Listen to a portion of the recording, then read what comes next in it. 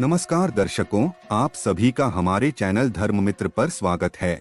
सुंदरकांड पाठ में हनुमान जी के महान कार्यों का वर्णन बहुत ही खूबसूरती से किया गया है। मूलतः सुंदरकांड वाल्मीकि द्वारा रचित रामायण का एक महत्वपूर्ण भाग है, लेकिन तुलसीदास सहित कई अन्य रचयिताओं द्वारा रची गई भगवान राम की रचनाओं में भी सुंदरकांड को जगह मिली है। हालांकि तुलसीदास द्वारा रचित सुंदरकांड सबसे लोकप्रिय मानी जाती है। हिंदू मान्यताओं के अनुसार जो भी जातक सुंदरकांड का पाठ करता है, उसे न केवल हनुमान जी बल्कि भगवान राम का आशीर्वाद भी प्राप्त होता है। हिंदू धर्म के लोग क्यों सुंदरकांड को इतना अहम मानते हैं?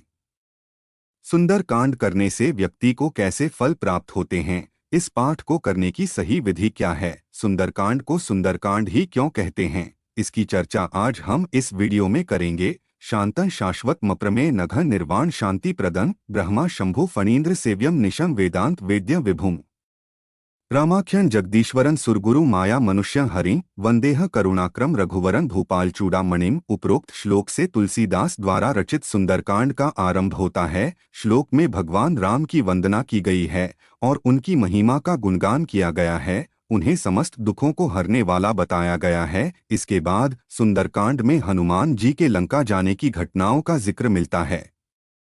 लंका पहुंचकर उनकी विभीषण से मुलाकात और अंत में माता सीता से उनके संवाद भी सुंदरकांड में मिलते हैं। कुल मिलाकर कहा जाए तो सुंदरकांड रामचरितमानस का वह अध्याय है जिसमें हनुमान जी अपने बल और बुद्धि के दम पर कई महान कार्यों को अंजाम देते हैं। यही वजह है कि सुंदरकांड के पाठ को हिंदू धर्म के लोग बहुत अहम मानते हैं। आइए जानते हैं कि इस रचना का नाम सुंदरकांड नाम कैसे पड़ा। जैसा कि सुंदरकांड में भगवान हनुमान जी के लंका जाने का जिक्र है। लंका 3 पर्वतों सुबैल, नील और सुंदर पर्वतों के बीच बसी थी। इन 3 पर्वतों को ही त्रिकुटाचल पर्वत भी कहा जाता है।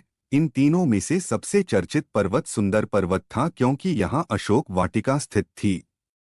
जब हनुमान जी लंका पहुंचे थे तो इसी वाटिका में उनकी भेंट माता सीता से हुई थी। यही कारण है कि इस पूरे घटनाक्रम को सुंदरकांड नाम दिया गया है। सुंदरकांड का पाठ करने की कोई विशेष विधि नहीं है।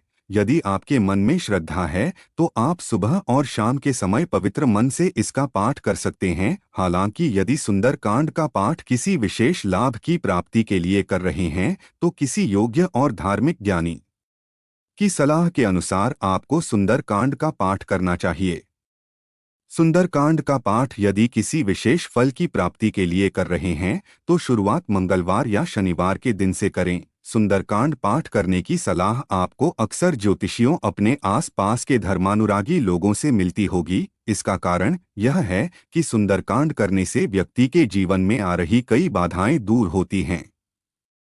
सिर्फ यही नहीं, व्यक्ति के आत्मविश्वास में भी इजाफा होता है। यदि आप निरंतर इस पाठ को घर में करें तो आपके घर में सुख समृद्धि आती है। हनुमान जी ने अपनी बुद्धि और बल के दम पर माता सीता का पता लगाया था, इसलिए जो भी जातक सुंदरकांड का पाठ करता है उसकी बुद्धि का भी विकास होता है। भगवान हनुमान जी की कृपा से आप में तेज बढ़ता है और आपकी वाणी में भी निखार आता है। इस पाठ को करने से आपके मन में उलझने नहीं रहती और आप स्पष्टता से अपने जीवन पर विचार कर पाते हैं। आपको जानकारी कैसी लगी हमें कमेंट करके बता सकते हैं।